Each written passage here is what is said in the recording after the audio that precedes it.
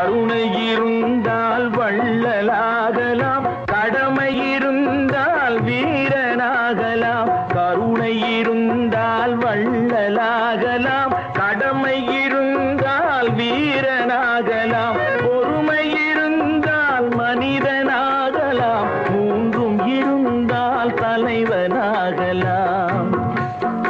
இந்த மூன்றும் இருந்தால் தலைவனாகலாம். நல்ல நல்ல பிள்ளைகளை நம்பி இந்த நாடே இருக்குது தம்பி. தவறு என்பது தவறி செய்வது, தப்பு என்பது தெரிந்து செய்வது. தவறு என்பது தவறி செய்வது, தப்பு என்பது தெரிந்து செய்வது. தவறு செய்தவன் திருந்த பார்க்கணும், தப்பு செய்தவன் வருந்தியாகணும்.